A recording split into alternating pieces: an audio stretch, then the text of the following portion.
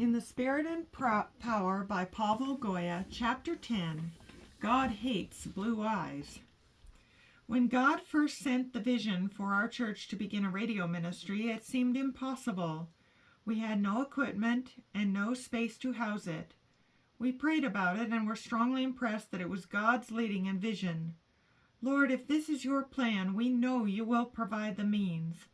We ask for your help. We need the space and the equipment. We kept praying.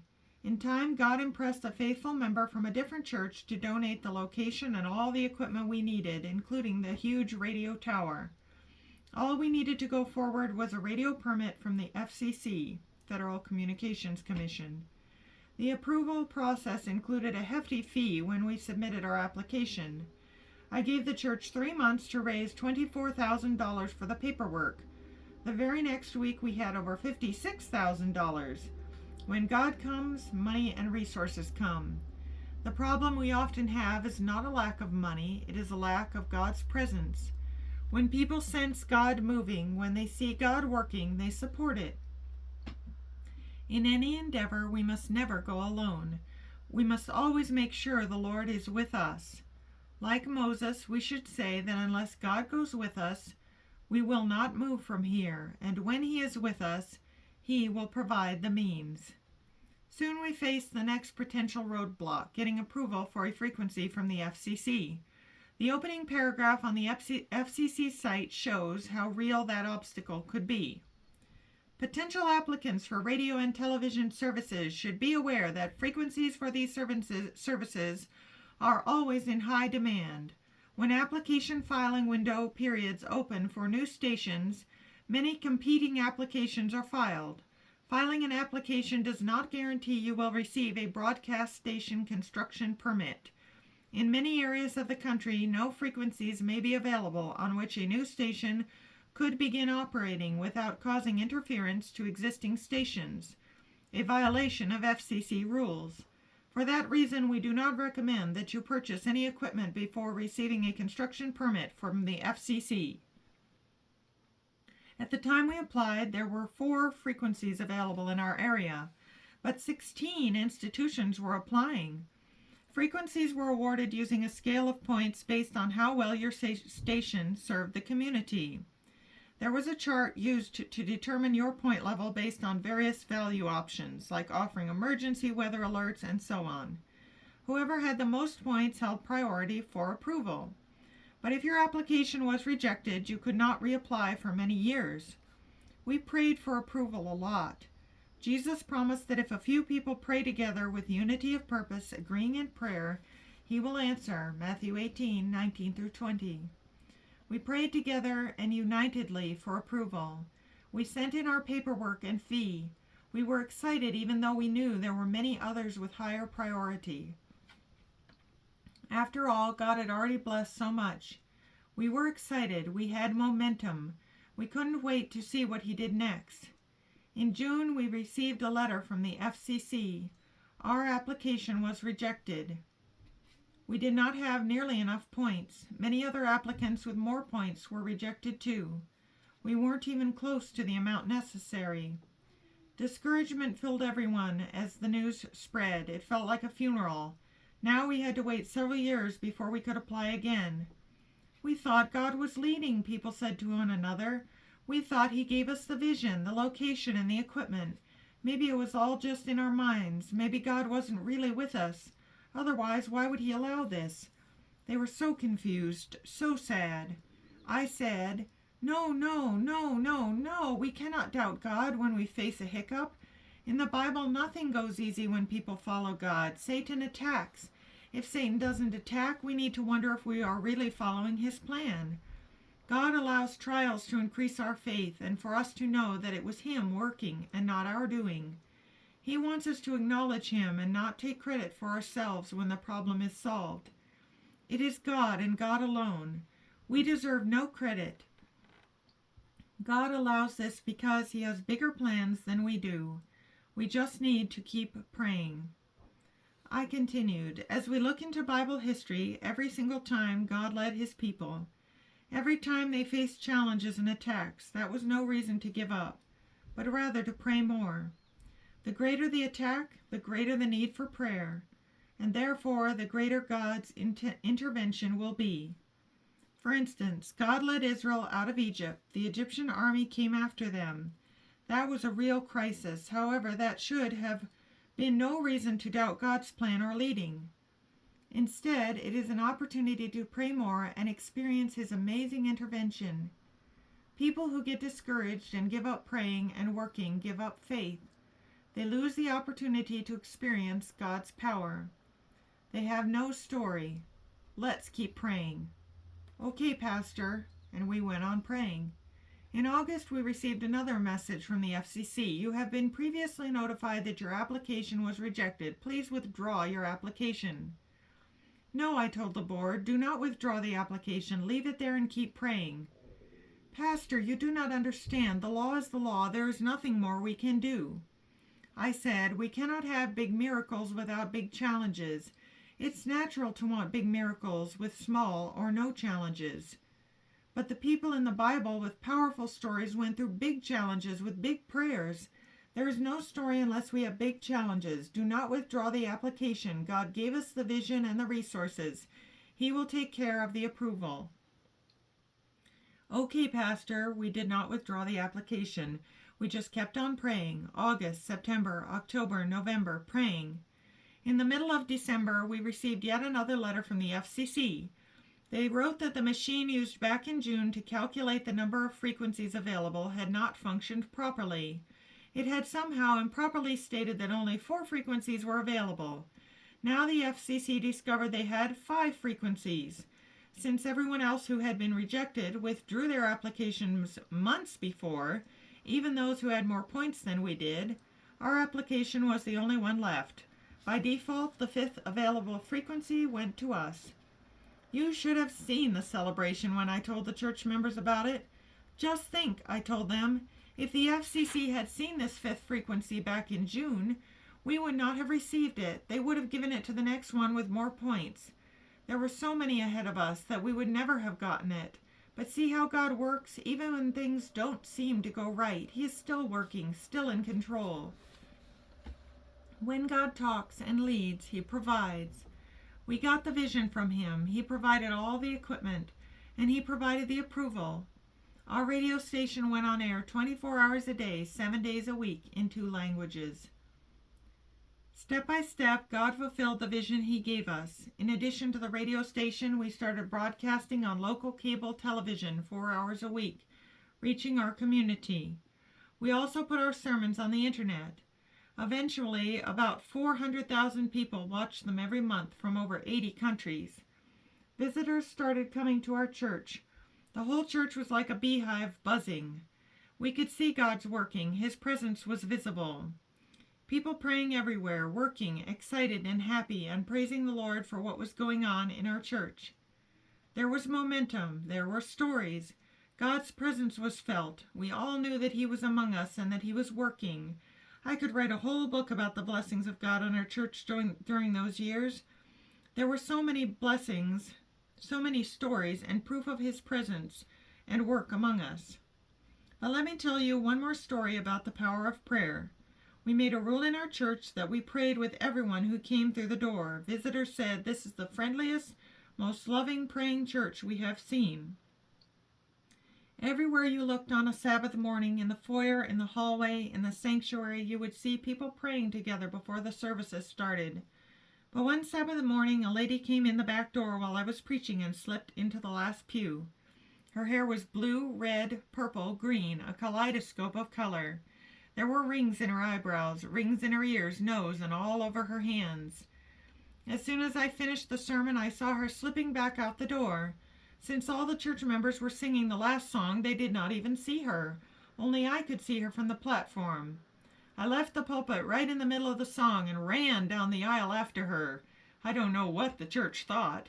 I saw her across the parking lot and sprinted after her. She was just reaching her car when she saw me coming. "I know you're the pastor, but I don't want to talk," she said. "Okay, then I will talk." "I don't believe in God. Leave me alone." I knew if I said, "Oh, please believe in God," I would get nowhere with her. I would never convince her. She had to convince herself. I needed to shock her and make her argue with herself, so I said, "You are drunk." "What? I am not drunk." "Yes, you are." "No, I am not. Why do you say that?" "Because you say you do not believe in God, but you came to church. Why would you be in church if you don't believe in God unless you are drunk, missed your destination, and walked in by chance?" She laughed a tiny bit. "I get your point. Okay, I do believe in God, but I just don't believe in prayer, so don't offer to pray with me or try to convince me to trust in God." I knew she was expecting me to say, "Oh yes, God answers prayer. Please let me pray for you." Instead, I said, "I know why you don't believe in prayer. It's because you have blue eyes, and God hates blue eyes. He turns away from people with blue eyes. If you had brown eyes like mine, he would hear you when you pray, but God hates blue eyes." Her mouth fell open and she said, "That's the craziest thing I've ever heard, and you're wrong. God answers any person's prayer regardless of the color of their eyes. He loves everyone." I said, "Ha! First you say you do not believe in prayer. Now you tell me that God answers every prayer. Make up your mind." She laughed again and said, "Well, you cornered me." I smiled back. "That's what I do best." "Well," she said, "I guess I do believe in prayer, theoretically, but I struggle. I don't seem to get any answers to my prayers." I said to her, "Tell me what happened." "I have been on drugs for 16 years, she said, showing me the needle track marks in her arms. "Every 2 hours I do drugs. If I don't, I start shaking and drop. I've been in jail, in rehab. I've prayed. God never answered my prayer. Over and over I'd say, 'Lord Jesus, I am a drug addict. Forgive me and save me, please. I can't stop doing drugs. I love drugs. I'm dependent on drugs.' And I keep confessing and asking forgiveness, telling God my problem again and again with no answer." "You're praying the wrong prayer, sister." "What do you mean?"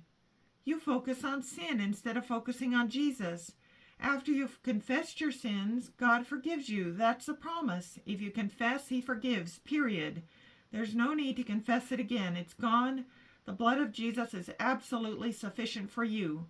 The moment you confess, in that very moment, you are no longer a sinner. You are forgiven, righteous. Jesus takes your sin, and he gives you his own perfect righteousness. So you no longer are in sin, and you should not focus on sin anymore. But it is not enough to be forgiven. You must also grow. You must get victory over drugs, and you cannot do it in your own power. You need God's presence with you. When God comes in, Satan goes out. He then has no access to you. From now on, you need to focus on Jesus. Keep your eyes on him. Stay with him. He says in John 15 that separated from him we can do nothing. But if we remain in him, we will produce much fruit. From now on, your goal is to stay with him and focus on him. You need to say, "Lord, you forgave me, and I cannot change myself, but you have power. You died for me. You promised to give me a new heart. And I don't know how you will do that, but I know that you will because you are God. Please remain in me, live in me. I desire your presence. I want to thank you in faith based on your promise and love." Focus on God. Focus on his goodness, his promises, his power, and his sacrifice. Talk about him. Don't talk about sin. Don't dwell on sin. Whatever your mind dwells on, that's what you do. You spend too much time thinking and talking about sin. This keeps your eyes too much on sin. You need to spend more time with Jesus. You need to keep your mind and eyes on Jesus, his power, his promises. She said, "Okay, I never prayed that way." "Well, it's time for you to start." "What's going to happen?" she asked. "You'll see. Let God work. He'll do what you cannot do, but there's another thing." "What?" "You need to give a Bible study." "What? I don't know how to teach." "Wonderful. I don't want you to teach. So why would I give a Bible study? What is the connection with drug addiction?" "You need to grow. You need to follow God's plans for you. God has plans for you daily, and as long as you follow his plans, you keep growing. The single way to grow is to serve him, to follow him daily. Follow his leading and plans. That's when he can work in you. When you serve him, you focus on him, you stay with him, you are busy working with him, and as you serve, you grow.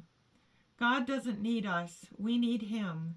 He has called us to work and serve because we grow closer to him as we work with others. We learn to serve and love. As we teach others, we understand the word better and become stronger spiritually. The more we serve, the more we get transformed into his image. The more occupied we are with sharing Jesus with others, the more we are filled with God's presence and the less access Satan has in our lives.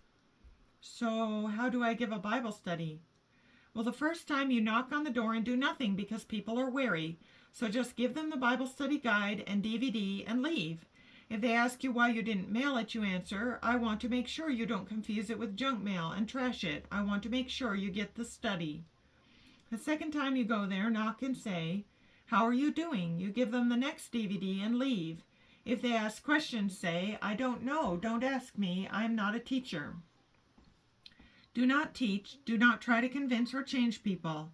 Just ask them to watch the DVD. I have never seen anyone normal arguing with the TV. The third time you go, pray for them. What should I pray? Just say, God bless them, protect them, and ask them what to pray for. If they have cancer or children on drugs, pray for God's presence. Whatever they ask for, pray about that. The fourth time, go in the house and watch the DVD with them. You must go inside their house. Your goal is to build friendship, to build a relationship with them.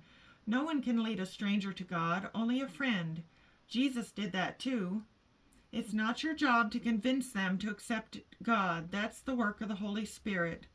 Only the Holy Spirit can convince or change a heart. When they finish watching the DVD and ask questions, just say, I don't know. Watch the next DVD and then leave. Well, I guess I can do that, she said. But you're saying that if I give Bible studies, I myself will grow and get victory over drugs? Yes. What if I don't get victory? I'll never come back here if I don't get victory. Okay, I said, wait here. I ran into my office and picked a Bible study guide and DVD. Coming back out, I said, now here's an address of someone who asked for a Bible study, and here is the DVD and the study guide to give them. Bye. She left. It was about 12:15 p.m. 15 minutes later, she called me. Hello? I answered.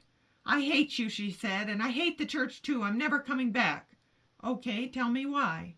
Well, the address you gave me for the Bible study is an apartment building. You have to ring the bell, and somebody from inside has to open the door. I'm standing here ringing the bell, and nobody is home. God doesn't consider me worthy to give a Bible study and get me free from drugs. That's the reason you hate me? Did you pray that God would open the door so you could give a Bible study? I didn't think about it. You need to pray. Okay, she hung up. A few moments later, the phone rang again. Hello? I prayed and the door didn't open. Sister, when did you pray? I didn't even have time to put the cell phone back in my pocket. Well, I prayed quickly. That's not prayer. Small prayers bring small answers. You want big answers? You need big prayers. You need to mean it. Well, how long do you want me to pray? 5 minutes? Until the door opens. 10 minutes? Until the door opens. 1 hour? Listen carefully, I said. Pray until the door opens. What if it doesn't open? Then you keep praying. Pray until it is evening and morning, and you get old and die praying. Now, if you prayed a petition prayer that God would give you a Mercedes or something else that you desire or need, I'm talking about a temporary need, then you may want to put some limits on how long you keep asking God. Otherwise, it could look like you are trying to twist his arm. In that situation, you need to say, may your will be done, and mean that. Let him make the final decision. He knows what's best. He knows best what you need. He knows the whole picture and the future. You just need to trust in him. But when you pray an intercessory prayer, that prayer is not related to temporary needs, but eternal needs. That's when you are praying for someone's salvation, and that prayer needs to be persistent. Pastor, I'm not sure I can do it. You have 2 options. Go back to drugs or start serving and let God change you and use you. Listen, I'm going to pray too while you pray. I'm not going to stop praying. I'll not eat. I'll not sleep. I'll not go home. When you call me that the door has opened and you manage to give a Bible study, then I will stop praying. So let's unite in prayer. Do you mean that, Pastor? 100%. Everything I say, I mean. Okay, she hung up again. 5 long hours went by. I was still in my office praying and so hungry. Ring! Hello? She was crying. Pastor, you will not believe what happened. Tell me quick, no introduction or much explanation. I am hungry. Give me the short story so that I can stop praying and eat something. I started out praying the nicest prayer my mom taught me, and nothing happened. Then I got upset. I opened my eyes and started arguing with God. I said, God, I know I'm a sinner. I know I don't deserve it, but would you open that door? I need to give a Bible study. I told her, now you are praying. Prayer is not just words. Prayer is the opening of the heart. Pastor, while I was talking to God, the door of the apartment building opened. A big, tall guy with a ponytail and leather jacket came out carrying a trash bag to the dumpster. I stopped praying and ran over to him. Can you let me in? Why? Because I have to deliver a Bible study to apartment 14 and they are not answering the bell. I'll just put it by their door. He said, if they aren't answering, I'm not supposed to let you in, and I'm very frustrated with you. Why? You don't even know me. Well, I've asked for a Bible study before and no one ever came. So I said to him, okay, you can have this one. He said, but I don't know how to study. I've never studied the Bible, so come in and teach me. I told him, no, the pastor said I just had to knock and give the DVD the first time. He answered, lady, you just offered me a Bible study. I've never looked at a Bible. I don't know how to study. You have to teach me how. What did you do? I asked. I went into his apartment and he told me to wait a couple of minutes and disappeared. When he came back, he brought several more people with him, all in leather jackets, some with ponytails. It seemed to me that they were a motorcycle gang. He said to them, guys, last week at the bar, we talked about how all the drugs are killing us. Some of us have been doing them for 40 years, and we need to stop. I went home and prayed for the first time in my life. I said that if there is a God in heaven, he should send an angel to help us give up drugs, and God sent an angel. Now sit down and listen to her. Pastor, I told them, I am a drug addict. Pastor, I told them I am a drug addict just like you, and I showed them my track marks. Then I said, here's what the pastor told me this morning. I shouldn't focus on myself or my sins, but rather focus on Jesus. He forgives and his forgiveness and his power to transform. The pastor also said that if I call on Jesus, he will work on me. She was already preaching. She was on fire. She was happy and excited. Pastor, she continued, we started the Bible study DVD and nobody moved for half an hour. Some of them started to cry, big men crying. They said, this is the greatest thing we have ever heard. Can you come next week? I will never forget what she said next. Pastor, this is the best day of my life. So many times I wanted to kill myself. Now I really want to live. And let me tell you the good news. I did drugs at 9 this morning. Now it's 5:30 p.m. I didn't do drugs for over 8 hours and I am not shaking. I don't have the need or the desire. In fact, I am so on fire for God that I don't care about drugs. I told her, as long as you pray and serve God and stay with him, you are safe. He is with you. You need to stay connected. You need to keep praying and serving. As long as Jesus is with you, Satan has no room. I asked her to come to church the next week to share her story. She said, I don't know how to preach. No, it's going to be an interview. I'll ask you questions. It will be short. On Sabbath, I brought her up front and asked her, do you know how to teach? No. Have you ever spoken before a crowd? No. Did you give a Bible study last week? Yes. Was it difficult? No. Did you love it? It was the best day of my life, and for the next few minutes she shared the story. I turned to the congregation. How many of you want to give a Bible study? Everybody raised their hand.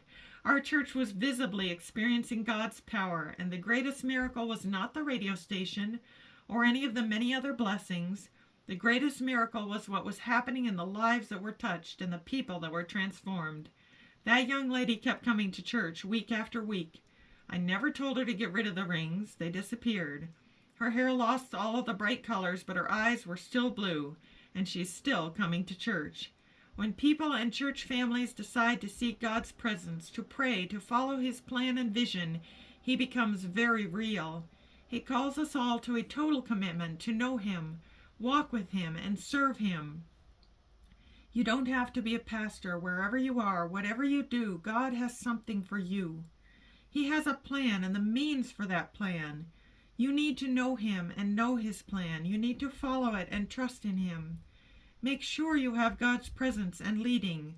Then the other things are provided. It is not about your wisdom, power, training, or means. Those are good and necessary things, but they bear no success without God's presence and leading. It is all about God, his leading and power. It is not human planning, but God's planning that brings success. God says, I know the plans I have for you, Jeremiah 29:11. That is plural, plans, and it is present tense. It refers to today, every day. God has plans for you. It would be sad to call yourself a Christian and yet never know God's plans for you. To constantly go to God seeking his blessings for your daily plans instead of seeking to know and follow his plans. I like these inspired quotes. Christ in his life on earth made no plans for himself. He accepted God's plans for him, and day by day the Father unfolded his plans. So should we depend upon God, that our lives may be the simple outworking of his will. As we commit our ways to him, he will direct our steps. If we plan according to our own ideas, the Lord will leave us to our own mistakes. But when, after following his directions, we are brought into straight, narrow places, he will deliver us. Too many, in planning for a brilliant future, make an utter failure. Let God plan for you. As a little child, trust to the guidance of him who will keep the feet of his saints, 1 Samuel 2:9. God never leads his children otherwise than they would choose to be led, if they could see the end from the beginning and discern the glory of the purpose which they are fulfilling as co-workers with him. The reason why his professed people have no greater strength is that they trust so much to their own wisdom and do not give the Lord an opportunity to reveal his power in their behalf. He will help his believing children in every emergency if they will place their entire confidence in him and faithfully obey him. Do not fix your eyes on challenges, but on him and his promises. Seek his presence, seek his leading, trust in him, and he will direct your steps. Make his presence and leading a priority, and he will lead you. Trust in the Lord with all your heart, and lean not on your own understanding. In all your ways acknowledge him, and he shall direct your paths. Proverbs 3:5-6. Summary: God is inviting you to seek his presence continually. Seek his plans daily. Obey him, follow him, and trust him fully. Do not allow yourself to get discouraged. Remember, things didn't seem to go in the right direction for many of the Bible characters. Even when you don't understand what happens around you, when things don't seem to go the way you would expect, follow his plan and his leading.